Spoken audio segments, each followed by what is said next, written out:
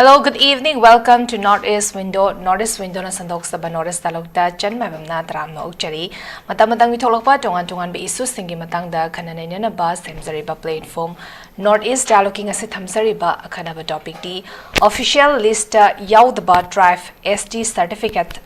Louramle RTI harba masi akoina RTI tharba matungda khangbangam kibani right information eki khutangda manipur linga ki department sing da habitare khogi schedule drive ki kota da thabak toriba sing employee sing gi matangda hangki ba wahangi pa kumoina khogi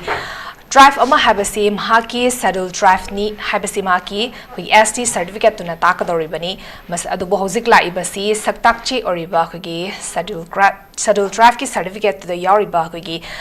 drive mamings ST official list khoi parliament na clear oraba list yauram dabagi issue ni husik la ibasi manipur government ki employees kharagi ST certificate to yauriba drive mamings se khogi masida yauram dabagi issue ni hozu fab the RTI tharisi government department ayam da thabsta hozu fab gi oina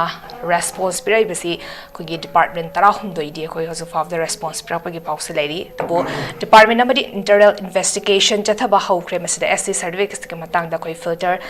invalid ST certificates ki matang da koi filter tongna bohna bagi pause lairi adubu manipur gi ST list yauri base khogi drive 34 ni masida any cookie drive se yauraga 34 ni list yauri base dubu last oina list add to ki base koigi 2012 ta mate hariba drive se add to ki bani adubu hauzik lai iba poti karam hai tawduna government ki department ta koigi ST certificate ki da yaudaba employee sing se kamaina koi list da yaudaba drive sing se koigi ST certificate Louramle bano amadi thabak torami bano appoint torami bo have a question sin music live se hiram sig matang da khana na bai koigi studio the election duna lai bira bags but panelist na da saktak chigi an budai kai khumna bo chage JALAL United Committee Manipur gi president oibiriba oza MEIBON PHAOMEI oza busi kai khumna bo chari ani suba panelist UCM gi secretary general oibiriba oza SHANTA NAHAKPAM oza busi kai khumna bo chari ahum suba PANELIST AMMOCOC ki president oibiriba oza SM JALAL oza busu ikai khumna bo chari hai han base oza MEIBON da lak chagi oza koigi hojiki laiba issue sida official ST list di yaudaba koigi schedule drive ki certificate se koigi Louramle da government department sing da koi thabak torambagi issue ne hojik laiba se masa laksaning gi base na so panjaki ba koi kamai to dana government ki department sing da koigi kamai to dana hariba sing se verified ta hodra kamai to dana yaurmi bano appoint torami bano have a question sine hojik laiba se han boina kamai thamini ga misi koi simi mi ai koi hojiki ST gi Masih topic mutu ini ST ki certificate tu la list parliament da pass to kiba aduda list di Yaodaba singsna thabak sanglam me hebini madu sanglam ba tribe se koina yengbom tamda koina kamba yawram ni bu kanamba jati no ba kamba ST gi no ba paman bo koina khanga da ba ama confusion chali ba se koi da mane pota kamba confusion chali se o thadau hebo siga adu cookie habsiga liga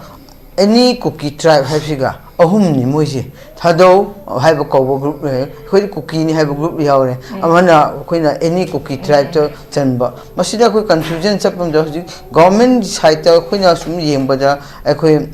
matam amada khoi gi yengmi yaba mkhoi di khoi any cookie tribe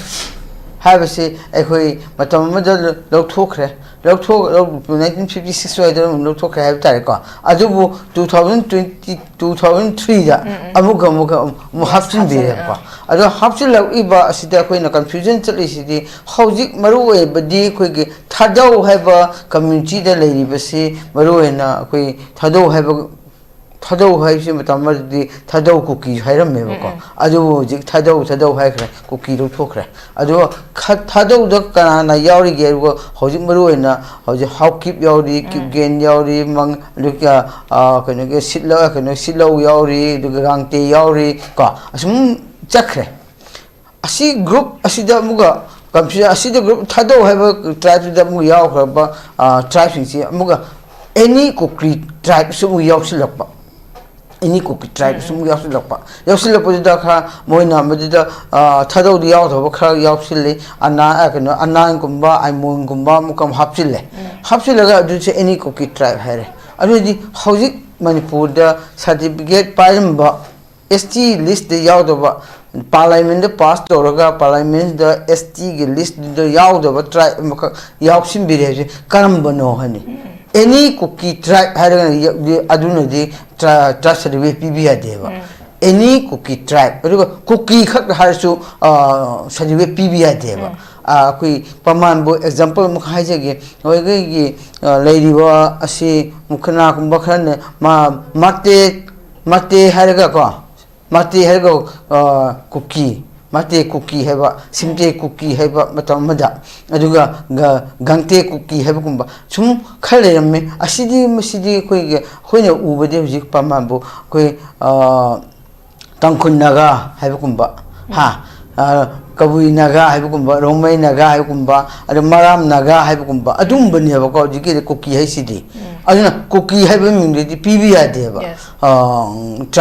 tribe list, can we say Sadivese. People target Anna can the people target Tado have a mock PBI, example, Aduga Gante have a PBI, Adu Hawkip have a PBI, Aduga. Sumana pigi the Baduda Moina, Tungana, Jiki Kamba, Kamban Matis, Nata, Kambano, Jiki, Tadon Ganagi, Hawkip have a say, a queen manipur lay, Hawkip Ariva lay, Brahmada Sudum lay, Hawkip say, the Gante Su lay, Brahmada. Adu Brahma Gante, see the Gante, Sadivisi, see the Piram Batara, example, Hawkip the Su. Agi Hawkip to Piam Batawa, Brahma Hawkip Lazy Boka. Adugadi, Madu Brahma Hawkip to see the PVD Hogium, Manipugida, Chandeva, Brahma foreigner Nina. A Sikumba Rapomatams, the government gets so by City Punamoxi blame Tobiado, cookies to blame Tobiaro, Aduga out of the blame to Tobia, Missy. Blame Tobiado from the government. Yes. Government the kuna soy never. See, Moina Kay the Mokta Masi ST Netabadu Kay ST Kota Moivo certificate Chanhalaga. Adu Mantuki Ladybo authority sing Hatari authority duna Manipur Ladybo officering Aduga Piriba certificate Piriba or authority sing do Masi Manipur Ladyba Zati Kanakano Kangdabo officering Urambata Gadi. Aduga Madu Uramatasu, Aduga Manipugi, Masasingi, officers, deputy commissioners in Ayamba, P, the tribe certificate. Madu Kanan Pironge, Sangam Liva, certificate Yaodaba, Adopa, tribe net of the tribe means Sazilaga, certificate of Tokan Mogadi, Piram Badukana, Otutino, already Piram Liv, the most Sazilaga Parapos certificate la, or Tasing the same Piram Batadi, Kamba Matamgi, certificate no. Ada keramba macam ge ofsada film ge ada keramba kenogi macam lagi semua orang badu di pilih bami dunia malu badi mana matau kang dah bagi problem di top itu di harai koki sing nohran be khole ada koki sing ge blame toba amak toba tribe ne toba sadi piram badu ne ba mana ba authority di mana ke do tam aran ba certificate piram ni no ba juga piram naga mana aran ba certificate piram me khalasi juga mana mu apply to the department da mu thabak chang ni hale apply to ba adu gi authority shoye ba ST na to ba bu ST ni na certificate pura akanda mo ni na ST gi da kota da mu hapchil ma haibasi masi piri ba certificate piri ba masung thabak lo ri ba authority department officers adu sing da ko taina ka da bani ali moi na sanara matam da nat su moi gi mari mata kumba nataga na sajinna ba suman to su ya bugum na to ka manipur government da taina ba sidi ai chumroin khal public taina ba chumroin khali pai ba mi ne su any cookie tribe to ro ma gi adi any cookie tribe laite ba any cookie tribe to moin pi gi da ne ba ho jai kumna any cookie tribe to police Aimon Anan has Simte Gante Mate Hakaledi as one Lobutarsu Mate the Lobutabani Simte the Lobutabani and Gante the Lobutabani I do any cookie tribe the tribe shall be piva roy I don't know Masiko cookie the supiviadi cookie have the tribe native Masi Kanga the never I do tribe native the tribe shall be pivd Shia roy Hojiki a queen of confusion young Tado ron se cookie is ngang ꯊꯥꯗꯣꯛꯔꯣꯟ ꯉꯥꯡꯕꯁꯤꯡꯁꯤ ꯀꯨꯀꯤꯅꯁꯨ ꯑꯗꯨꯝ ꯊꯥꯗꯣꯛꯔꯣꯟ ꯉꯥꯡꯉꯦꯕꯀꯣ ꯑꯗꯨꯅꯅꯤ ꯃꯣꯏꯁꯤꯗ ꯊꯥꯗꯣꯛꯅ ꯀꯅꯥꯅꯣ ꯀꯨꯀꯤꯅ ꯀꯅꯥꯅꯣ ꯌꯥꯝ ꯋꯥꯔꯤꯁꯦ ꯑꯗꯨ ꯑꯁꯦꯡꯕ ꯍꯧꯀꯤꯞ ꯀꯥꯏꯗ ꯂꯩ ꯃꯅꯤꯄꯨꯔꯗ ꯂꯩꯔꯛꯂꯤꯕ ꯆꯍꯤ ꯆꯥ ꯀꯌꯥ ꯂꯩꯔꯛꯄ ꯍꯧꯀꯤꯞ ꯀꯅꯥꯅꯣ ꯐꯣꯔꯦꯟꯗꯒꯤ ꯂꯥꯛꯄ ꯍꯧꯀꯤꯞ ꯀꯅꯥꯅꯣ aduga gangte gumba atopa mate simte gumba atopa brahmar gi lapo na kanano simte se aduga hali mena kambana do madu khoi khang ma change ba masi khang da ba se khoi government da khoi na ngang ja ning mu di government ba hek tai nai na lobudi ai du tai na pham thok pa gi ta mu tai na ba ni maram di la ibo punama ase foreigner ni example koi Nagaland su Nagaland ta Nagaland le ta Nagasna hek la ga Nagaland thaba hek apply to biya deba ko admaina suma gi government sin section hok to gi ne ba aduga le di punama ase ni taina ni badi hauji community amagi wa na te masidi aseng bo wani koki ni su sopom thokte thadong su sopom thokte net ta ba param badi mkhoi su lok thok hai ba ka oi cookie minda tribe certificate romaba any cookie minda any cookie tribe have minda panaba asigumba layagadi tangai phadana basi leriba madu kota da changiba certificate to cancel odi ma thabak su cancel oiba tabani number 1 adum pakapio aduga ani subadina akhoi government amu confusion se thador riba clan miam gangte mate simte do aduga any cookie ta diamadi masu lok thopi hoba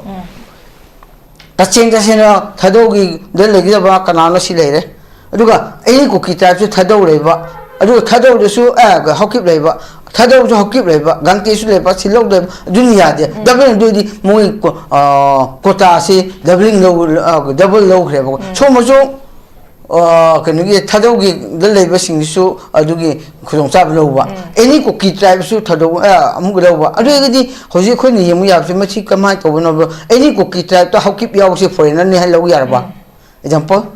any cookie tribe ta do any cookie tribe ta mate yaw ni mami ya foreigner ni lo yarba barmari gi lakpa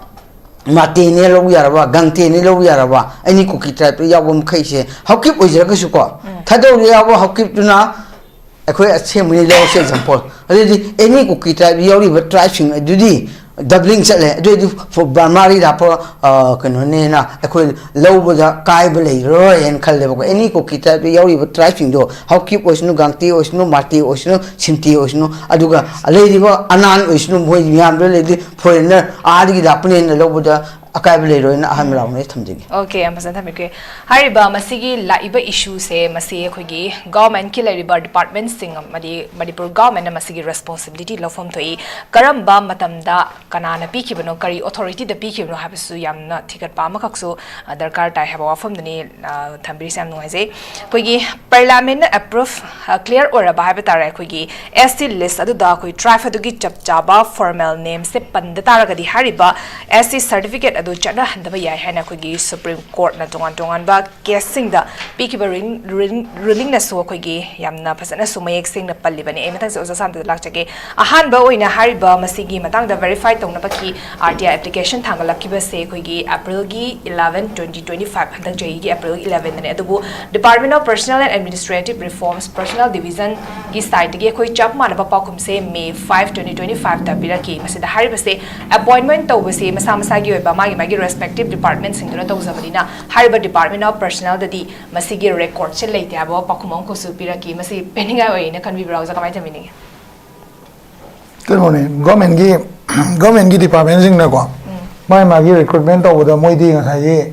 paper du khatang yengam ngane ba ngasai ai gi schedule type oi bra o kana ne su to ba certificate no adu ba khatang ne yengam doi je sigi whistle blower je kana no sigi ngasai gi sigi matang sida kana go mi mana hauto ga ko sumba ngasai gi all cookie tribe ki maming dagi sigi all cookie tribe mu oi ba mate mu oi ba simte mu oi ba nataga gangte mu oi ba adu dagi mu all cookie tribe da halak ba sigi history je ko yam phasana yam clear cut ta phasa khangum change ko department gi di se aina paikha exam am lore aina moi certificate to verify to na te ba akoi manipur da hojik se for example matam na koina Taiwan second to me ba angang wari ngai da ko class 12 ka lorak ba graduation loiramba adu da graduation to wai sake to scholarship amai apply to e adu da khoi gi Punjab School Education Board CBSE na lobo certificate sing se moi TCC na Taipei Economic Cultural Center sina akhoi certificate se akhoi gi board to da chalaga verify to hale maning sil na male akhoi certificate sing se original ni adu matung da akhoi embassy to da scholarship apply to ya ba akhoi na pai ba just mer certificate abdi anamba certificate to adu khakna masak to chumma ganda valid oi deba akhoi sida hojik to riba kano sidi problem sidi kaino ha ganda ngasai gi OBC वगैरह अमो वगैरह होजिकती होय online issue तौना रमने ना खितंग खेना बला नि को ना Y Khudna issue तौरिङै मतम दुगी वारी येंग तागदी मदुदी गवर्नमेंट वेरीफाई तौबदा ngambagi कंडीशन दा कयसु लेरमोयबा मरमदी एनीबडी की सर्टिफिकेट से याम समना हायबदा अखोय अंगां वई कांदा समना हायबदा आइगा कोइ नवोदया दा तमिना कोइ चिनाव मरु मपांगसिंग हायतारे को मोय मयामगी ममा पा अदुम इकोनॉमिकली साउंड ओइबदो ngasai kanodagi DC dagi adagi kanodagi akhoi kano certificate se akhoi income certificate se adum khoi income se ining mamong da ihalaga dum porok ya bagi condition de leyeba aduna schedule type ki matang se di yamna ngai ga su oite ba maram di kai no ganda masi gi poche yam kupna yengda di ngasai gi all cookie type ki wari se 1840 1850 era adagi British matam da mahoina ngasai cookie have a group se yamna fazana moina cookie hajeri ba group se yam fazana koi kana manung chalino chandrino haiba poto yam clear oi dringai matam gi wari ne base ko si manung da yawam mise men oina thado paite gangte simte hamar ga wifi ge ne base ko esida khwai digi yam se thado ne ba koina khongsai haina su khangna ri se ko ya masida kamai to ge ganda 19 schedule type ki keno se 1950 da 1949 India se merger to ba matung da 1950 swai dagi schedule type chana ba hora kan ko 1956 ta de manipur da lei ba schedule type se yam na fazana government na madu da committee ma koi gi kakalekar na kakalekar ha ba ko kakalelkar ha ba kakalekar committee sina yam fazana mana study to matung da tribe singje loina mag recognize to kanda maduda cookie gi list manung da yawa tribe singje nga sai gi thado paite simte gangte mar wifi me amse loina mag akhoi gi schedule tribe list hap khra matung da all cookie tribes di list to thokib ne ba lokhok ra ne ba sida ko sida 1956 ta lokhok ko loi re ko aduda nga sai gi adu matung da major tribe se khwai de masing yam se kana na oyo re ha kana thado sina oyo re ba ko thado sina oyo matung da nga sai gi kamaina to ge ha kanda last anova migration lakpa anova migration lakpa tribe se kasai gi mate si ne ba kasai ozan so ibi na 2012 ta anova lakpa tribe se mate si amu include to kanda mate si include to ga 2012 ta mate tribe se include to kanda adu da khoi schedule tribe list se block to le ne ba ya ko soi bo ya ko sigi matung da lai se all cookie tribe se kasai gi kamai to ge da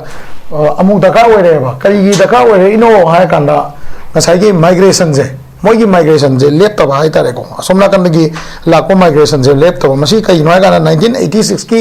ngसाई Mizo एको तो मतुंग से सिलेदा ISPS 1986 form तौबा KNF 1987 द form तौबा KNA 1988 द form तौबा सि मैम से लोइनमा लोयकान द न्यू कुकी माइग्रेशन मैम से एसिमुलेट तो मतम दा ngसाई हानगी मनुंग द चनग्रबा शेड्यूल ट्राइब लिस्ट चनग्रबा ngसाई अखोइना पन्नरिबा होजगी थादो पाइते गांगते सिमते मा वाईफाई सिना तब अनोबा माते हापसन गिबसे सिगी मतुंग दा 19 कनोदा माते हापसलिसे लास्ट माते हापसलिसे सिगी मतुंगदा होजि अनोबा ट्राइब सिंग हापसन नाम होनर दमु ऑल कुकी ट्राइब से एनी ट्राइब लागबदो मदु इंक्लूड माइग्रेशन सिंग दो इंक्लूड तौनब होनर पदा से सिमते पाइते को अदगी गांगते सिने हमसे अमु ngसाई 1956 की सिदैदा ngसाई लोक लेग्रबा पोतो अनोबा ट्राइब हापसन नब होनबदा कनो तौने 1987 साइदा मुका all cookie tribes se amuka moi demand to kone ba maru aina krai dagi to ke hai kanda 1987 da ngasai gi kadobugi apai na kanda thado ni hajaba ngasai gi lamjadang oina thado di cookie na te ne am kana to na ri se ko thado gi subset tribes se manung da changak pa 1960 matung da changak pa tribe mayam je India gi list manung da schedule tribe da chanan na bo na da any cookie tribes se amuka da ka wer ko ba yam se na ha ko migration la ko dune aduga mi do include to na bona inclusive oina bona pa hana yaw ge ba sagai mayam clan mayam do aduna to ano ba clan do ngasai gi add to na bona ko da any cookie type se hapsan da ba ya da ba gi problem ne ba lai se ko adu masida kamai to ge ganda huji migrate to refugee 1960 ki matungda India da changa ko sing sineba any tribe hai je to masigi jaga ji karai da stronghold oige hai kanda ayamana ko psychot stronghold oiba se ke nei khwai yam leiba jaga psychot aiba hoi huji ki constituency psychot se sideida ayamba any ki tribe je phakale yeng ta di psychot sina ayamba magi ke ni mayum je psychot swai da loi oiba adun ta ko di kai no kanda tribe list no bodo changna bhona da 1987 da अखोई 1987 दा अमुका AKT से any Kuki tribe से अमुका मखोइना add तोना बखोना बने हाबने दा अदुना मसाइगी अखोई मसिगी सोई से कनाना सोइगे ना येंगांदा अखोई कना सोइगे हाय काना अखोई एडमिनिस्ट्रेशन दा लेरमिबा मतम दुल लेरमबा एडमिनिस्ट्रेटर हाय तारे को डीसी अदगी कनो कलेक्टर डिप्टी कलेक्टर मतम दी कनो से डिस्ट्रिक्ट से हम चावम घिनी सुमाइने सु केसु लेरमोय हजिति मचे लेरे देना को अदुना सु होय मोइदे हम कना होदे मतम दी केम खाम कोनते दा अखोई अरा अरा को मी जु तादबनिना मी खरा ताबना फै गायना अखोई लौसन लुगनी गा हाय कदोइने बको अदु माइने खुमक पे अदा साइगी हजिकी इशू से 1987 की इशू ने बसे 1987 सिदा एनी कुकी ट्राइब से अमो एड तौर मतुंगदा ngसाइगी हजिकी कनो दा आरटीआई तौबदो फांगिबो पोतो ट्राइब लिस्ट दा यावम मी मना मागी सब ट्राइब लिस्ट मु चक्रकांदा ट्राइब कनो दा एकेटी दा मोहले हाबने माइसे को अदो इतादी मसिदी अखोइगी डिस्ट्रिक्ट लेबा एडमिनिस्ट्रेशन अदगी सेक्रेटरी दा फामबा ngसाइगी मसिगी सर्टिफिकेट पीरिबा कांगबुदो मोइदा होल एंड सोली रेस्पोंसिबल ओइदा अदा रेस्पोंसिबल ओइबसे अमुक कमाइने तौगे कांदा अखोइना मोइदा रेस्पोंसिबिलिटी फिक्स तौबा याब्रा हाय तारगदी मसे अदुदी अखोइना कोर्ट ऑफ लॉ दा येंगबम चंगे तौबदो ngसाइगी अखोइ मनुंगदा ngasi याम चावना माइग्रेशन की प्रॉब्लम मा थोरैसे को सिदेदा याम हाइसिंगना एनी कुकी ट्राइब से 1950 दा आई साइज 1956 दा सर्वे पजना तौरु मतुंगदा काका कलेकर कोबा कमिटी मना काका कलेकर कमिटी सिना माना फजना ट्राइब से मसिंग फजना थीरगा ममिंग सिंग लोइना चल्लो मतुंगदा ऑल कुकी ट्राइब से डिलीट तौगिबनेबा अदा अमुका 19 कनोदा 87 की स्वाइदा अदुगा एनी कुकी ट्राइब से ngसाइगी माइग्रेशन में हम दो सपोर्ट तौनबा हापकपनेबा अदु तादी अखोइगी ट्राइब तो शेड्यूल ट्राइब की कोटा हाइतारे को नत्रगा शेड्यूल ट्राइब लिस्ट से अखोइगी दी मणिपुर की ओइनादी याम फजना कुपना स्टडी तौरकाना मरु ओइना कुकी की कैटेगरी सिदा अतोप ट्राइब की नतबको कुकी की कैटेगरी सिदा याम फजना स्टडी तौरकाना वेदर अखोइगी ngसाइगी 1987 दा एनी कुकी ट्राइब से रिलीज तौबसिना मरम होयकांदा इलीगल इमिग्रेंट मसिंग हेंगलकोदा रोल क्याम लौगे गाइसे होजि क्या हाइजरिबा साइकोसिना मसिंग याम हेली गाइन हाइसे सि मैम से कोई फजना मुन्ना खल्लगा येंमिनबम चंगेबको मसे होजि खर फोंदोकपा होनराबनिना आरटीआई तौबदा खर फंगबा होराबनिना मसे अखोइना एडमिनिस्ट्रेशन दसु chief secretary government of Manipur then होजि लाइक तौगदोइबा डिलिमिटेशन की प्रोसेस जे ngसाइगी अखोइगी मरुओइना 2026 27 दा तौगदबा सेंसस है सिदेदी यामना मरिक चुमना इलेक्ट्रॉनिक सेंसस ने पैसा जो काइथोखरे गवर्नमेंट को याम मरिक चुमना तौबा मचंगेबा दु सिदा 19 अखोइना होजि मणिपुर ना डिमांड तौदोइसे 1987 की मतुंग दा लापा एनी कुकी ट्राइब हाइसे सिदैदा ट्राइब अमगी ममिंग एकदा थोनजलगा सर्टिफिकेट इशू तौरमिसे मसी रिवोक तौबा यागदा नत्रगा यारोइद्रा मसी पॉपुलेशन जे ओरिजिनली अखोइ म्यामना होजि पामिबा 1951 की बेसियर एना कोइ ngangnariसे गवर्नमेंट 1961 हाइदना को अखोइना लास्ट सेंसस तौगिबा 1951 सोइगी बेसियर ने जे सिगी मनुंगदा सिगी पॉपुलेशन से चंगदरा नत्र चल्लोइब्रा हाइबदुनेबा कोइगा मोइगा मुंगनार कतोइसे होजिगी गवर्नमेंट की सर्टिफिकेट इशू तौरम तौरमदबदि या माइनर ओइबा मचा मने तौबतबो अखोइना येंगदोइसे कैनो गाना एनी कुकी ट्राइब से सिजनरगा अखोइगी ओरिजिनल ओइबा अखोइ सिदेदा लेजरम ngसाइगी 1949 की मर्जर मतुंगदा 1949 की मर्जर मतुंगदा 1956 ता ngसाइगी कैनोसिना अखोइगी काका कालेकर कमिटी सिना लिस्ट तौरम ट्राइब तो अदु नतबा अनोबा ट्राइब सिंग चंगजल अकांदा हाना लिस्ट तौरम 1956 ता लिस्ट तौबा शेड्यूल ट्राइब मैम इंक्लूडिंग कपुई अदु दा लोय यावगा तंकुल रोमय अदु लोय यावगा नको सिगी यावबा ट्राइब सिंग जी हक से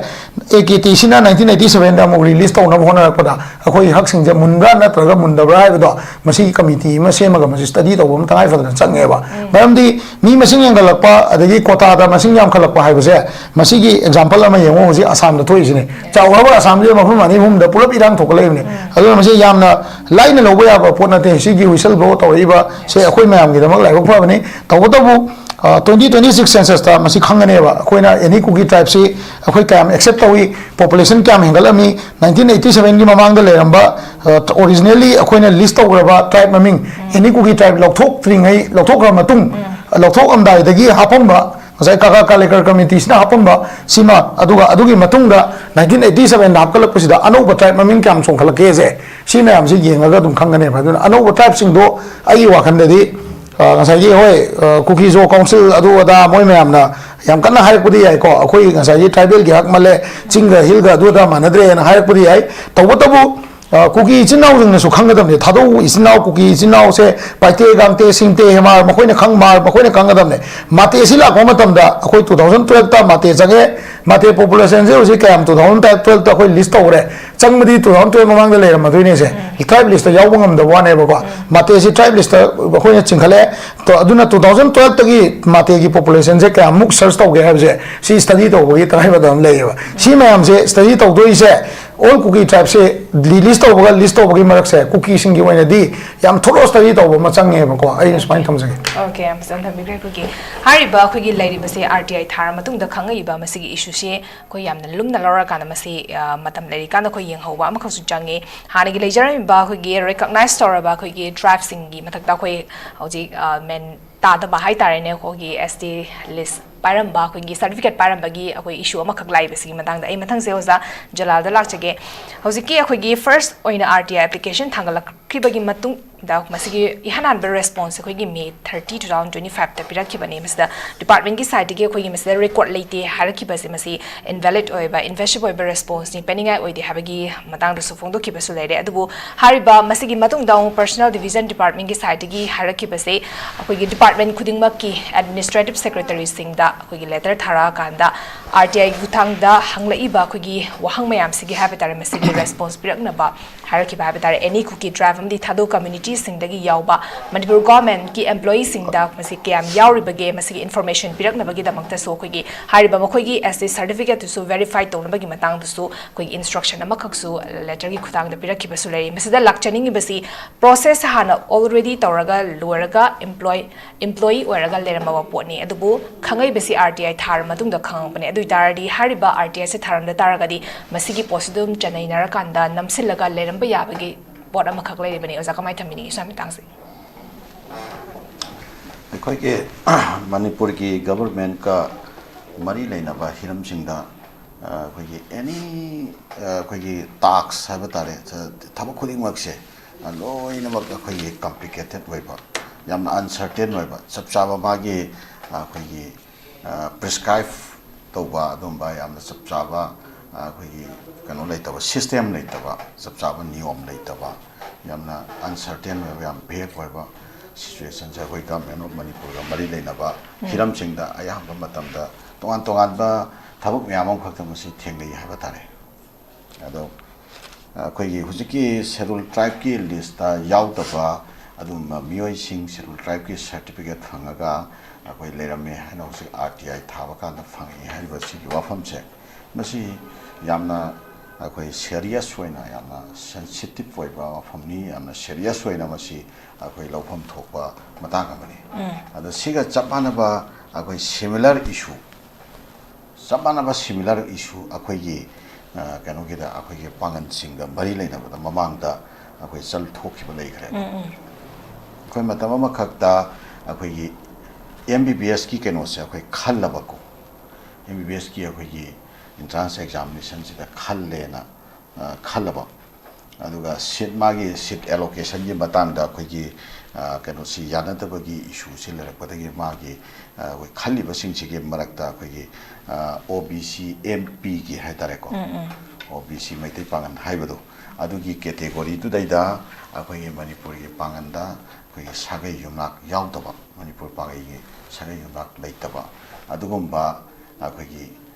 manipur da lai ba manipur ki citizen di oi ba manipur la leiba topa muslim ko asi sansalaga lerambagi issue si leiba da ki OBC MP ki category da include tawada ba dum ba mioi sing natta ba do yawsal le hana ko na manipur government ta matam da ko na complaint to khi ba ada sige complaint je tawjaba taraga su complaint je tawra matung ne amna la thi ba hai ba tare akhoi DC na akhoi kano da minority department ta akhoi ki kano se OBC Meitei Pangal hai se matau karamna masi certain tawgadage matau karamna masi define tawgadage adu OBC MP nam ta khanghal lo oina ka minority department na khanghan bi oina official CM au ithore abo are di amuka kanona amuka minority department na siria khoi thawak na tia duna OBC commission na masi kana to kadami define to kadami OBC commission na OBC commission dagi masi khoi thawak na tia minority commission na igadam minority commission na irak poi shumaina taunaraga leire da angang silinga sagi medical tambase masi chakre admission tawre da medical tamba dum loisan kre tamre hojik loiram da basu yari loidoramani shumaina leigre ko angang duna magi medical setu phangba magi phangdabagi question na taba angang dusu koi general category da su lawba yaba adumana general category da lobi khragati akoi somna kando OBC miti pangangi candidate ama makhadagi kakhalaga ma setu phanggadaba adumana nga sayu OBC MP gi seat jiwana paisal leithokramina makhadagi karakada mi si sumana khurong chaba mangkhibagi issue se akoi to thokre ada si even complaint tawra phawda akoi ne isana complaint tawra phawda manipur government na sige marak sida official singdugi marakta haibatare akoi gi kaino akoi gi malpractice haigadra corrupt practice haigadra favoritism haigadra nepotism haigadra kaino political gi lobby haigadra si haita changgiba haita khut changgiba aduna akoi system mabata niyom chumna fasana apply tawba ngamdabagi adugi ahobadu akoi government se da manipur government laiyaba adugi ahobadu naneba ngasi schedule tribe ta su akoi schedule tribe ta chandaba mi yaurambagi kano laise ada masai sida akoi na hainingbadi akoi lamdam sida lairiba akoi lamdam sigi adugumba native people akoi khuding makna akoi yu oiba ishagi leijariba akoi identity se masigi sanctity se masi hazana akoi protect tawna no hona gadam si pollute tawhandana ba akoi na sigi responsibility se akoi longmin na gado bone madagi sense of responsibility ma akoi community khuding makta loina makta leimin na bam change ba akoi ishagi oiba identity se masi sida kana gomba topa mapangi mioi ama na taga kanglup ama akoi sida pollute torok pase masina akoi gi oiba kano se akoi historical legacy na taga akoi identity se masi pollute tawdoi akoi identity se mang ka doi ne ba mi masing yamba yamda ba da chatte ba sigi kano se poche mi masing yamaga ya ponte yamdraga ya ponte mi masing yamde hairagati yamda bagi hairagati Israel ha pikrabali paksi si akoi Middle East sida laiba country asuk chawu mayam sina ma control to ngam trisne missing yam bada hairagati atopa adu ya koi laiba country mayam dona ma se nanna akoi shor khaktana kam bada so Israel lo tumgrane missing yam ba yam ta bada nate ma ge leijari ba identity to yam na phachana strongly akoi phasana akoi defend to ina gadawni no manipur gomba akoi kalu phuro mayam ma kha koi punnar hingmin na ba akoi coexist to ina ba du mafam amadati ai kangrup ki oiba sanctity se akoi masi dai ta lowin raga akoi masi ki sanctity se ngakmin nadragati kangrup mayam chi ki marakta amada mistress te create tor kaneba amaga gi marakta maral sinaba blame tawnarakpa penarakta ba amada chumna yengnarakta ba lana yengnarakpa maduna maram orakanda makhal makha kya interpretation mayam am somaka lakaneba aduna maram orakanda masi akoi community concern sing aduna ahan bada yamna serious waina akoi voluntarily serious waina lawraga makoi sing adugi maramda chapchaba adumba asengba fake sing aduga konana makoi thorakadabani makoi lepkhalakadabani masi makoi moral responsibility ni maina ahan bagi process maina I thamjani okay ani subada okay ni su wafam taga hajarange okay habi ani subada akoi hojiki hairiba akoi kano singase masi schedule tribe ta yauri ba singase masi si akoi kana no schedule tribe ta somen to the yauri ba identity proof is natraga birth proof residential proof photograph aduga parents certificate ko certificate ESD apply to riba mi eduna kan minor oi ba taragati ko schedule tribe mapa do schedule tribe oi have parents certificate jaw godami caste natraga tribe ki proof ama yauri ba sira aduga citizenship proof ama ga yauri ba sige caste natraga tribe ki proof se masi lana fabricated toraga masi potsi piraga kanagumba miyama kano the salam taragadi hari civil tribes input toromba taragadi aduma music with concern do magi read the cast proof tori bas do adu fazane examine torakana kanana toropano kanana accept torombano adi potu thamaga accept toromi to su dandi phamba tare aduga lana pura iba mi to su dandi phamba tare aduga lana procure to kriba CST procure certificate procure to mi to su aduna maram oraga mana job pairam taragadi natrage any shit pairam taragadi madudagi lok thok patare aduma akhanna ba thorang ama kha pai khatna na bagi damakta manipur lengang na akhanna ba aduguma committee ama akoi kano to godame formulate to godame aduga masi yangshan ga dawne ba duga lakada ba census singda kanidi singda su sigomba error sing se thokta na bagi damakta yam clear oi ba adugumba system natraga adumba kano singa du siama kanda madugi thawksing du paikhala ningi aduga akoigi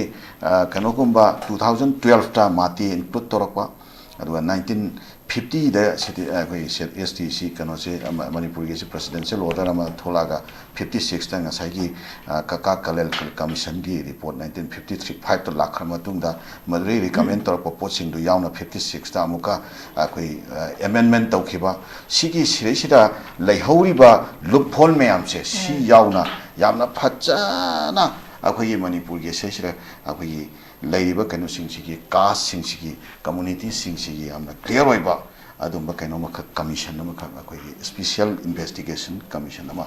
akhoi tagai phadana sema kana masi thuba matam na thau pai khala ni bai wa phamse a bai round se thamsaki okay amazan thambi kai khogi hauziki khoi manipur gi thoi ba issue jo khoi gi illegal immigrants things na khoi changsalak ba du unrecognized village me amam so henkalak pagi wa form khak so lari bani unrecognized village henkalai ba sing su zo khoi so khoi gi SC certificate khoi gi pairam bayabagi possibility lari bani ma khoi so adu masi karamba authority da parami bun habis nga sai was ame bonus 100 to sambi gre mase first oina khoi kari authority da karamba authority na pirami bano habase first step oina masi thikat pa makhakti changmani ai anishuba round arab round se oza mai bonda gilak chege oza khoi 2023 da khoi hariba sigi RTI gi hanglaki ba hang singsida khoi house for the department manipur gi department tara hum doi di response pirak ki balai re dubu masi manung chana ina makhak lokho charaba da khoi 2023 da travel affairs and hills department da khoi thadau traffic gi employee tara manga se appoint tokhi habagi report amakak makoina pirakiba response do yauri edu chaliba chahiye sigi July gi tarama thoida kugi travel affairs and hills travel masina department sina habatare masina fongdoraki base kugi state asigi oina kugi schedule tribe ki certificate semio amana para kanda masi atopa tribe amoda mu change to ba yabagi prescribed procedure se leiti habagi wafam ko so fongdore adubu any kuki tribe electric kanda moise atopa tribe amagi kugi as certificate di pai badi oram gadori bani kamai thaminige masi koina masi gi certificate issue to bom tang sida makoina yimui akoina sum yimui ko 2023 mamang da aduga higher rate ba adugi mamang da leiba government singda akoi hojiki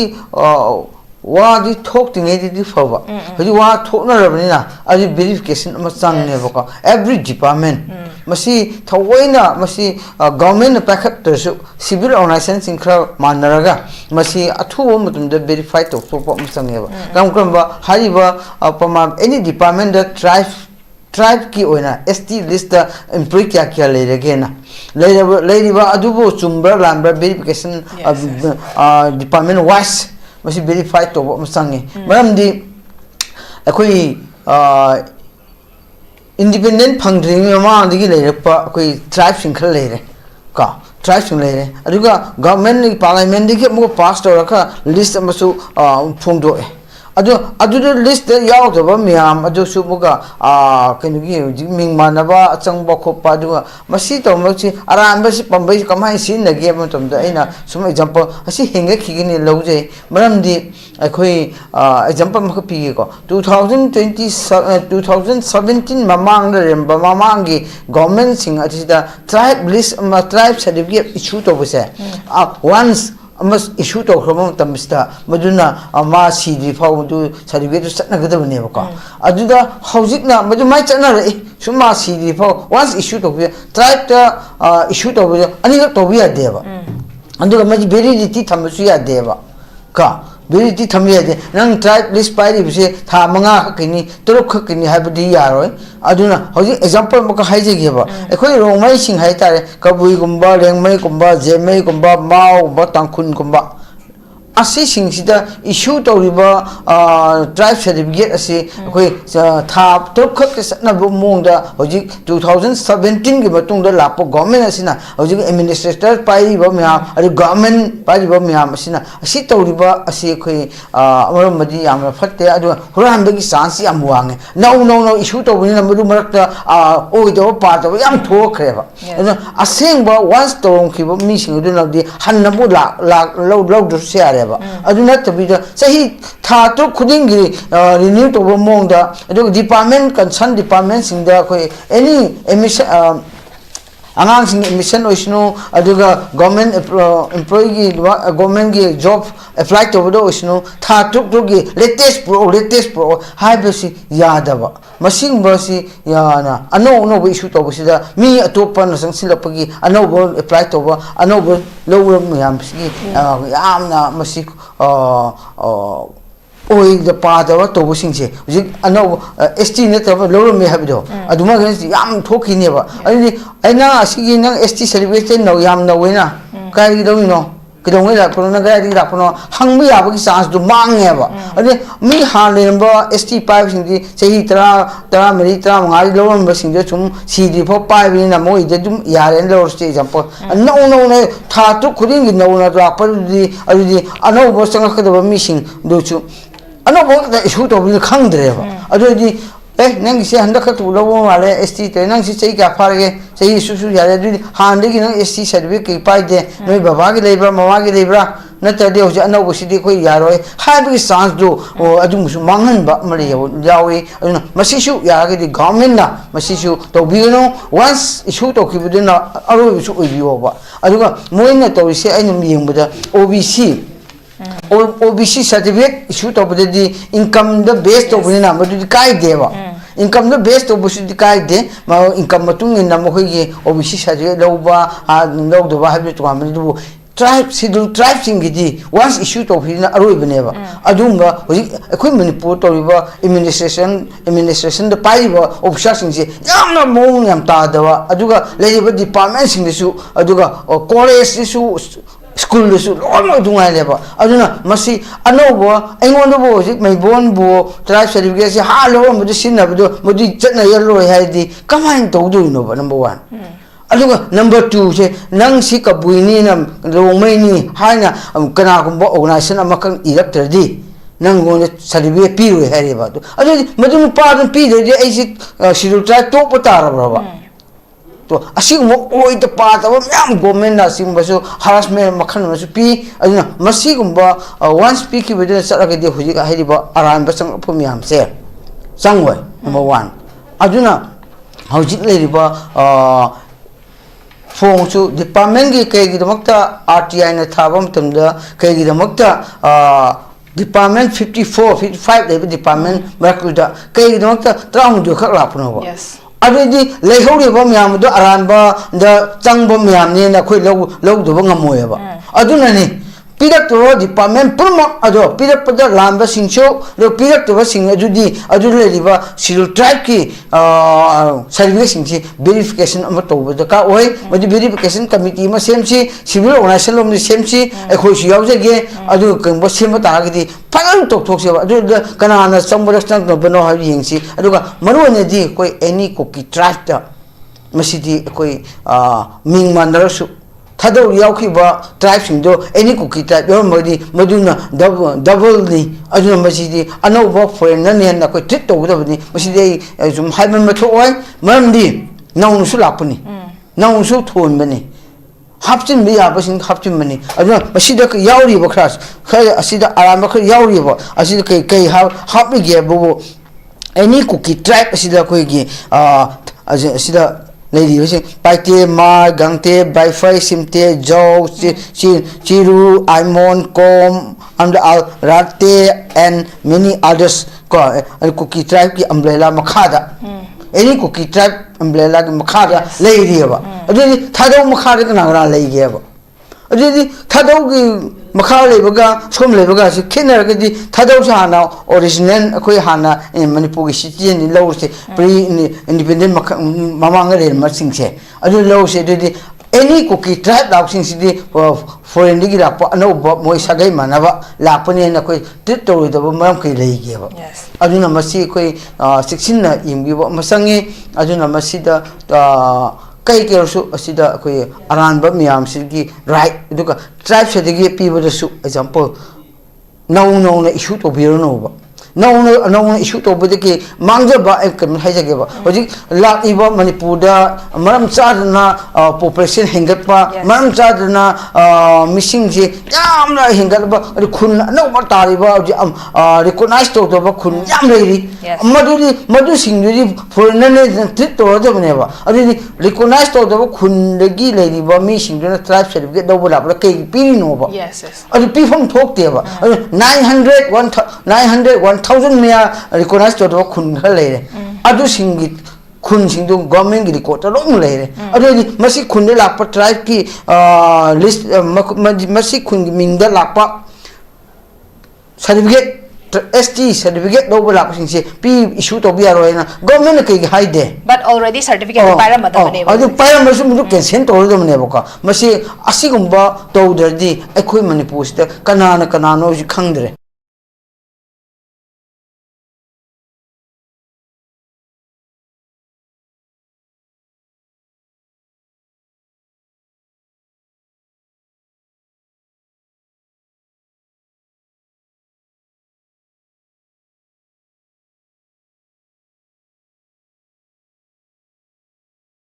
list to government later adu department khudingi adu deputy commissioner gi aduga sub SDO sing SDC sing list ama khungi list thepiro ga masi gi address la pam khai se certificate issue to da ba haina sidul track ki haibam khak lai bi o ko adu matam khak tu da aduga thadau na pi gi da ba karano de any ko kitab di pi du si aren lo je ai di ma khoi di mo ngam ta dre atop gi mi le han le mbo track ki do gang te wai re ha ai mon chu wai re aduga simte chu wai re example aduga moina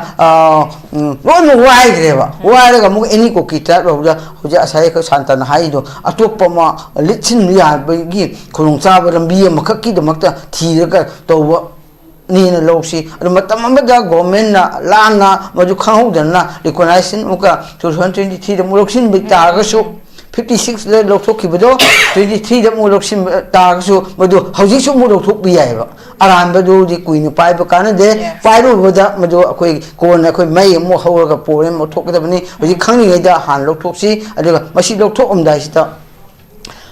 ji ha verification committee to ai de hanjin mo hai ge masi to bo khat da khoi gi achum bu thok kani na ai aroi barang ste dum thang okay ambaza thamikro ki hariba sige leiba amot pasing habitare manipur government manung da leiba khoi administration se fail oire habaga chapman na haiba yarabani masal leiba amot pasing se masi khoi chumthok na bagi damakta verification committee ama khakti sem ba darkar oi habani masida khoi ki manipur ki leiba khoi tungan ba community singi CSO singi apunba oina masina ta honing bagi wafam so khoi ozana syam phajana so phongdok pi ai mathang se oza santa da lakchage oza khoi ki housefa of the department tara do digi piraiba response dam koina appoint toramiba koi drive sing se khoi hoji fawgi oina report ta leiba se thado wifi amadi any cookie drive hariba sing sigi dagi yamba loram bagi poram khak lei ene department khara lokho chara bada water resources department dagi department te appoint toramba se khoi gi mi manga sigi manung da mari amana thado drive dagi aduga amana wifi drive dagi duga travel affairs khoi gi cafen pd gi dana khoi gi pirakibar report ki matung inna khoi 2003 dagi hauna khoi hausi fawbadam khoi se cookie drive dagi mi tara se appoint to ki report lei duga horticulture and soil conservation dagi na khoi 2015 ki april da khoi gi thado cookie drive dagi mi ama appoint to ki duga 2016 ki may gi that one da khoi gi cookie drive tagi mi ama appoint to kibele adubu laksaningi ba pointi hariba khoi manipur gi ST recognize or ba ST list ta thado cookie amadi cookie haiba drive se masi maming se list ta Yaodaba ki podam khak sole adu itari kamaina hariba sigi particular oriba thadauki amadi kuki hariba tribes gi ST certificate se kamai toroga pairamaga kamai toroga appoint toromi bana habi question sin news live services andak mai thamini procedure ji kitang gi engse bo ko sai akoi na sai haina ba 19 kanogi matung da sai any kuki tribe se ko 1987 gi matung da any kuki tribe se amuka release tawra matung da ko kuki pu panta di any kuki tribe ki manung da adum ga sai ke any schedule tribe ne na highway model ne blai se ada sai tribe se list over ne ta di list over matang sida fazana yeng mom change ba thadau si kuki ne na thadau kuki na haiba kamu se whether they are a thadau or they are a kuki as a my tribe list karamba area they might benefit low ge have a question to ne bala ka du je ko mate whether simte wagera moi masagi listed tribe to aduna ta any kuki tribe have a pochina ai ngasai haje bu ni masina tholi ba problem je problem macha na te ba sigi problem je masagi hoji ko jang so haidi hai bi gre to bu khun nama maming hekta le maming hekta thonjalaga se new tingang bai haro na to old tingang bai haro na to new Scotland haro new Cathilman bi old Cathilman bi na hekta population se hectare population ano mama laga maduda phammi ba lei ba tribe to da mangonda tribe and any population amada OBC ST na ta anything people matamda khungi hilia committee ki power se mahoina misuse tawaganda khungi ningthaw amana kana guma mana sa gi kayane hoyi ma se chumne sigi khungi mini na hekta iraga hekta yabagi model ne ba hoya hoyi madugi khundugi program hapa matamda se samna da khunna se mi kya le ka na chingi then kunna no batara ko se mai mari mata se kana no family tree du thi bam change ba jana ko family tree thi dana khoi gi sida lei ba SDC SDO ko adagi nga sai gi kano block development officer sing sina moi gi program do ai ne manipur government gi program se adu moi gi kano de ACR phajana ba program se maga kunna no bam le ya da yum hom ta ya si bodi mai pusan bi ga si ga ga sai bodi mai yo ne na ha ga hai ba mi do madugi development program ama nataga magi benefit ama hapa matamda nataga magi chengen piba matamda madugi mido kadom da yi migrate tawpano magi forefather koi voter list so migrate tawidana se samna da hoji chanmai bam se yum panta ga di hoji se suppose akoi hata da ne ha se yum panta di somgi voter do somna migrate taw chakhi dine ba nupa miyum da ko population migration je fazana akoi gi government jina tackle taw de habne ba sida firstly hai de ko mamni ga ino ga na maruina kuki jaga the chieftainship right si hoji manipur da kano da Mizoram da chieftainship ki kano se kano kuki chief kuki wa tante chief ki kano se abolish to gita ga manipur da di akoi chief ki fully tribal state oi ga da abolish to ya ga manipur da di sub tribe ma ma na ta ga mixed population oi ba metropolitan gum ba jaga ma da tribal right se chief ki kano se power je lo tho kan da tribal ki land and right mangani ha na adu ma argument level am ne ma silam je ko section of tribe khara na hai ta ko adu lei ni na sai gi maru ina kuki gi khun jing ji di anoba khun ta ko sing se akoina any development program gan mamang da NBN sing matam da su che khara thok ba government order cabinet na thok le any anoba program cheng yen be ko pe oi gara hai matam da magi family tree se through voter list ta amadi magi moigi parents ga sa at least 3 generation gum madi yeng dana akoina development program hapsan ba tribe ki certificate pithok pa na ta any ko ki tribe ki manung da changi ba se changhal laga tham gi ba se masi state ki yam thin mangja ba pot ne ba ani ju bada yeng ba ya se kaino kai gum sugum ba situation je lakta ga di kai gum akoi ki tribe ki maming se na ta ga magi ya sa gi kano se illegal season amata ga di legal provision kai le ya di forgery ama panya cheating panya re then nga sa gi fabricating false evidence panya re fraudulent gains me ama lower me do mana lower ba tolo te awaga magi cheng bauda pikhanan bagi process mongon gi mat pa ya bagi mongon gi sakana through law mat pa ya bagi process lai re adi misuse of SC/ST ye tauta di schedule tribe ki se kano schedule tribe ki mi mana magi mathak to mu case file tawra di adu ne na mu chawre then maji imprisonment and fine PBI kano for future of property to be legal proceeding nam to be ya basi ko ada na gi akoi gi sina ko main to ge da akoi na complaint to do sina kanano se akhona se aina tawre khalo ne aina complain tawdo se mati amana nataga hojiki abi riba thadau tribe amana mana repeatedly tribe ki schedule tribe ki power se mon phangiba quota se misuse to kanda magi family tree dong phagal umatam dama se phangre na khalo se ba ado ta is our government capable of punishing the culprit through law hai se adai da mula ane ba ko adu i potu ne wala i se ko aduna sai through administration is a very critical matter ne ba hojik le ba condition ji da sai gi kano any cookie type ki issue gak te wana te sai gi main problem ni kai no ai ganda listing of new villages ko through hill area committee se quite a problem ne ba se sai gi land reform gi land law le ba je lam gi oi ba land and resource department na to godo thabak to hill area committee to khole ne ba mai authority na te ba se ko hojik debate to na se ba dum yae ba si gi se ko alagi ngasai gi anouba jaga ma khun na la ko matam da ngasai gi cookie chief ki kano si di amo masano pa an lo ning thaw de ato musu oi de adre ba aduna ani mak se ning thaw oi la ko na oza oi case to aduna te ba agoi ji yam samna ba ragai long adegi kasam thong khun any khun yeng sine soi da ko ade koireng gi khun yengu aimol gi khun yengu se moi gi akoi gi lei ba chief ki tribal gi chief ki khun gi khulak pa na taga thobai gi pui ba pot mam se yengo tam da legal posting ma ba na chalaga niti niom chumna khun du ngak pa sagai du ngak pa community du nga chapne ba si jina yamna expansive policy wa ga na sai gi even any cookie tribe ha ba se ai nga sai je ni 1950 soi da lokthok ga poto amuka kano assimilate to ya na ba population surge ut pe ya na ba hill area committee se se misuse to ga na na sai gi kano se population je ano ba tribe sing je list to le ne ba aduna hosigi ib division do en case to na so irai lai na akoi di any cookie tribe ki manung da st oi je bene ne yam line khum do ka ne ba akoi na moi gi matang da rti to ba na ta case to ba case legal posting lokat pa matam da moi gi oi na inheritance yam phajana check kau do ya roi ba tam edi generation ani check to ga habi hojigi nu pasi mana ngasai gi thadau bore me ama bore me anything oi sino ba ko kadai wai digi kadai wai bo lai bo no ha do khoi khangdana hekta khoi na assume to ga na masi ka ani tribe puna mak pu ta mang thok ba lai dana ko adigi community loin mang thok pa den atopa ngasai gi hana ngasai gi akhoi na oje haine ri ba 1956 ta list to ga ba tribe me do loina mang thok de adu su phatte ba duna any ko gi tribe ki manung da 19 keno dagi 87 dagi na hojik phau da tribe list changai se loina mak scrutiny to om change ha se ismain tam jage okay ai lo shilakpa conclusion point se oza jalal lak chike oza na sho oza san ran jam phasana sho tambi kre ngasai oza mai vono so habi ki ba khogi manipur da khogi labor department sing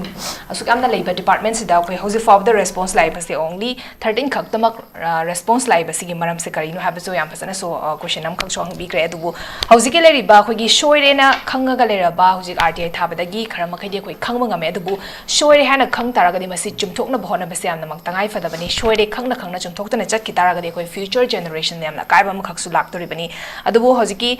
ST certificate se piba yaraba listing sigi habitare masi ama thetpi rakan da khogi masi na piba yabani yadabani habigi all departments in da habitare masi gi certificates bu issue to godri departments in da khogi khanghan ba ma khakchu change khangna khogi loan yadana khogi pirabi bra habigi show question ama khaksu lai bani masi matang da so khogi PSED gi response ki matong ina khogi mohoina thabak loba matam da khogi hariba drive ki maming se koi check to the ST category da best ST category gi basis da khogi ta appoint to ki bani habigi pot am khaksu lai adu itara ga di any cookie drive oi tara ga di hektama koi appoint to ra bra habigi question ang khaksu lai hariba soiraba system sing se khogi masi chumthok ke hai tara ga di khoi karamba way have tare ozagi opinion da kamai thamini lo shilak point mase ahan bada khogi session da khogi manipur gi schedule tribe ki list da khogi question of khogi uncertainty back ki khogi kan confusion ye question se masi maruaina khogi any cookie tribe AKT haba sumaina haba sigi kanup sigi maruaina masi potsi oirena adumaina oigani ana dumaina lawe maram di kai na kan da siresita specified to daba akoi atai tribe khuding mak cookie gi tribe khuding mak haira ga konsalak panina adu karam ba tribe no specified ti to draba adu da konsandori sia habi matang se masana dum akoi keno se leirane ba ko akoi ꯚꯥꯞ ꯇꯥꯗꯕ ꯄꯣꯠꯁꯦ ꯑꯗꯨꯝ ꯃꯁꯥꯅ ꯑꯗꯨꯝ ꯂꯩꯐꯝ ꯊꯣꯛꯑꯦꯕ ꯂꯩꯔꯅꯦꯕ ꯁꯤꯗꯩꯁꯤꯗ ꯍꯧꯖꯤꯛꯀꯤ ꯃꯥꯡꯗ ꯑꯩꯈꯣꯏꯒꯤ ꯔꯦꯁꯄꯦꯛꯇꯦꯠ ꯄꯦꯅꯦꯂꯤꯁꯁꯤꯡꯅ ꯊꯝꯕꯤꯔꯤꯕ ꯇꯣꯉꯥꯟ ꯇꯣꯉꯥꯟꯕ ꯑꯩꯈꯣꯏꯒꯤ ꯃꯅꯤꯄꯨꯔꯒꯤ ꯑꯣꯔꯤꯖꯤꯟ ꯅꯠꯇꯕ ꯑꯩꯈꯣꯏ ꯃꯄꯥꯟꯗꯒꯤ ꯂꯥꯛꯄꯁꯤꯡꯁꯨ ꯁꯤꯒꯤ ꯃꯔꯛꯁꯤꯗꯩꯁꯤꯗ ꯑꯩꯈꯣꯏ ꯌꯦꯞꯁꯤꯜꯂꯛꯄ ꯌꯥꯟꯁꯤꯜꯂꯛꯄ ꯌꯥꯕꯒꯤ ꯑꯗꯨꯝꯕ ꯀꯩꯅꯣꯁꯤ ꯃꯌꯥꯝ ꯑꯃ ꯂꯩꯕꯅꯤꯅ ꯃꯁꯤ ꯈ꯭ꯋꯥꯏꯗꯒꯤ ꯍꯦꯟꯅ ꯑꯆꯧꯕ ꯄ꯭ꯔꯣꯕ꯭ꯂꯦꯝꯁꯦ ꯑꯦꯅꯤ ꯀꯨꯀꯤ ट्राइब है पोट अखोई शेड्यूल ट्राइब की लिस्ट अमुहन हापचनखिबसे 2003 मसी रेकॉर्ड की मतुंग इन 1956 दा पार्लियामेंट ना मसी रिमूव तौरुरे है रिमूव तौरे है अदुगी मतुंग दगी अमुका 1950 दा मदुगी पोटु अखोई कनोना गोपीनाथ बोरदोलोई अखोई असम की अखोई प्रीमियर ओरंबा मान हेडेड ओइबा अखोई माइनॉरिटी की कमीशन है बतारे मणिपुर लामबा मखोइदुना अखोई के पिरंबा अरो युमफम मरकान 1950 की इनिशियल ऑर्डर से यामबा 1956 दा अमुक मदु लौथोखिबगी पोट अरो अमुका मदि पोटु 2003 दा स्टेट गवर्नमेंट ना अमना रिक्वेस्ट तोरगा हापचलपै पोटने सिगी मखा तारकपदा अखोइगिसु 2018 दा अखोइगी स्टेट गवर्नमेंट ना वारेप लौबगी मसि लौथोननबा वारेप लौबगी पोट अदुगा 2023 दा मसि सेंटर दा लौथोननबा रिक्वेस्ट तोरंबगी पोट पुति लै अदु अरगसु मसिगे मतंग सिदा अखोइ कम्युनिटी की ओइबा मिसअंडरस्टैंडिंग लैतनबा अदुगा अखोइगी स्टेट की लैरिबा अखोइगी सैंक्टिटी अखोइगी लैरिबा मियाम सिगी ओइबा अखोइगी पॉपुलेशन की सैंक्टिटी ट्राइब की सैंक्टिटी सिगे मैम से प्रोटेक्ट तौननबगीदमक्ता मागी लॉ की ओइबा मागी सिस्टम की ओइबा पोचिंगसे मसी चपचाना प्रोटेक्ट तौननबगीदमक्ता अखोइगी चपचाबा मसक थोकपा अदुगुंबा कम्प्रिहेंसिव ओइबा थौरांग अमा स्टेट गवर्नमेंट ना पाइखतपा मदुदा अखोइगी लेमिनरिबा कांगलु फुरुप मैम से मसी फजना पाइखलिबा थबकसिंगसे इम्पार्शियल ओइबनी बायस ओइदबनी मसी तौफम थोप थबकनि हाबसे मसी लोइनमक्ता कन्विंस तौमिननबा खुंथांसे पाइखतपा अदुगा कन्विंस तौमिनरा कान मसी के पोचिंगसे मसी चपचाना पाइखलगा अखोइ स्टेट सिदैसिदा अखोइ अदुगुंबा स्टेट ऑफ कंफ्यूजन अदुगा स्टेट ऑफ अनसर्टेनिटी से मसी राइज तौतनबा अदुगा असेंगबा अखोइ जेन्युइन ओइबा अखोइ स्टेट सिगी ओइबा अदुगुंबा कास्ट सिंगदो अदुदा यावरिबा मियोइसिंग अदु खक्तन फंगम थोकपा हकसिंगसे फंगननबा मसिगी मरुमदा तोंगान तोंगानबा मफमदगी मैनिपुलेशन म्याम अमा तोरकपा याबगी चांसेस तो मदु अखोइ थिंगननबा मदु लेहंदननबा सिगे खोंथांगसे मसिमदि यामना कंक्रीट ओइबा स्टेप ओइदा स्टेट गवर्नमेंट ना मसि अदा अखोइगी इन कोऑर्डिनेशन विथ अखोइ civil society organizations or academicians or any legal fraternity persons aduga journalists adagi tongan ba fraternities myam je masi akhoi phajana coordinate toraga sumo khongthang ama paikhat pase tangai phadaba leire haiba pham je masima thamjage aduga makha tarakpada akhoi population commission nama akhoi gi lamdam sida establish tawnanabagi wafam mamangda akhoi masi issue laiki masi issue तंगाई फदना मणिपुर की लेमिनरीबा कांगलु फुरुप ma'am सिगे मरक्ता अखोई population की मतंगदा हे अखोई misunderstanding लेनरीसी मसी चपचाबा अखोई खंगथोकननबा अखोई सेल ट्राइब ता नतना सेल ट्राइब की इशू नि ngasi ge se adubo sum ngasi ge sigi khutong chaba lau jara gaina hajabudi अखोई सेल ट्राइब खक्ता नतना अखोई की मणिपुर लेरिबा ओबीसी की बोयरो नत्रगा अते अते कांगलु की बोयरो अखोई जनरल की बोयरो लेरिबा मैम से अदा इवन मैतै गिसु अखोई अदुगा पांगन गिसु लेरिबा अखोई पॉपुलेशन से मसिगी यामना चपचाबा अखोई सर्टेन ओइबा अदुंबा एक्युरेट ओइबा अदुंबा फिबा मामा ऑथेंटिकेटेड ओइबा मैम लोइनबक लै यानाबा अगा अखोई मसी बेंचमार्क ओइबा याबा सेसिदा अखोइना लौख्रिबा सेसिदि अखोई मैम पुनिंग चमनरेको अखोई सुमाई लेरेको सुमाई तोरेको हाइबसे मसिसिगी पोटमा दरकार लैब्रा हैन खाली नत्रगदि मसिगी मतंगदा मिस अंडरस्टैंडिंग कंफ्यूजन मसि सिदा मरम ओइरा कांदा तुंगदा अखोई लेमिनरिबा कांगलु फुर मैम सिगी मरक्ता अखोई सुम बायस ओइबा अमना अमदा थाजनदबा सिगी क्वेश्चन सिसु दम राइज तौगनी अदुगा मणिपुर गवर्नमेंट की थबक खुतौसे मसि अखोई पीआर गवर्नमेंट ना मसि चपचाना अखोई चीफ सेक्रेटरी लेवल दा नत्रगा गवर्नर की लेवल दा मागी लेरिबा तोंगान तोंगान बा डिपार्टमेंट की हेड सिंग नत्रगना तोंगान तोंगान बा डिस्ट्रिक्ट की कलेक्टर सिंग अखोई लेरिबा मैम से मसि सिगे मीटिंग फजना फमगा थबक खोदिमक से यामना सिस्टमेटिक ओइबा अदुगा यामना अखोई करि हाबा तारे अखोई प्लान ओरिएंटेड ओइबा अदगी अखोई विजन ओरिएंटेड ओइबा yam clear oiba adumba thabak amakha akhoi official gi oiba nation naba mafam rang khang daba hayeng tung the problem yam create tor kada that kind of things madu akhoi officer sing chena chap chan chana phasana study tor kana madu poching je tauram moi daba thabak kak tane ba akhoi adu poching je tauram misina takpati marak sheja khudong chaba kharagi compromise tawkhiba natraga yamna phajana khangjallu daba yam phajana nainaru daba yam phajana yengchalu daba heta munna yengdabira munna khangdabira heta tawshanba natraga political gi lobby natraga tongan ba akhoi lobby myamam khaksigi marak sheja leramba yabagi keno do lairiyabako madu karidagi thokibano haibasisu nainaraga akhoi khangdokpa chomi aduga makhata na masi thohandana na bai chapchaba measures to madu akhoi governor gi level da chief secretary gi level da masi chapchana officer singi meeting kauraga makhoi yoga chapchaba thora ma paikhanna na ba adi wafam je sumaina aloi boina haijage Manipur government na recognize about drive se khogi 34 ni masigi matakta khogi leriba thoglaiba khogi list yoram daba sing khoi as certificate pirambagi thoglaiba issue se khogi leriba housik paliba PR government asina khogi chapchana investigate torakanda hariba karamba mafam da swarmi banu kamai torga swarmi banu habase yamna thuna thigat pirakanda khogi soiriba singses tum thokna bahona ba makhak changi haba wafundani wafam sigaloina ngasigi daloke tharamda mapung farbi ki damakta so za SHANTA za MEIBON amadi za JALAL thagat pa phondok jari madasida notice window na sandok jaba notice daro lushin jare ning tabiriba singbo muka na khurum jari Admission open. Louramle Upper Primary School, Government of Manipur, Louramle Mayale Kai in West. Admission open for session 2026-27. Available facilities: free textbook, free school uniform, free admission fee, well-served midday meal. Admission will start from 5th January, and session will start from 19th of January. For more details, please contact Louramle Upper Primary School, Louramle Mayale Kai.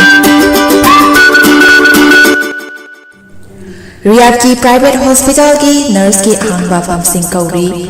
अहनबा round की interview नवंबर की तांग मरीदा पांथोक जुगनी यामद्रबदा चही अमा experience लेबा ओइगदबनी experience लेतबा मियोसिंगी ओइनदे recently work तोबा हौजिक थबक तोबा मियोसिंगना अप्लाई तोबा यागनी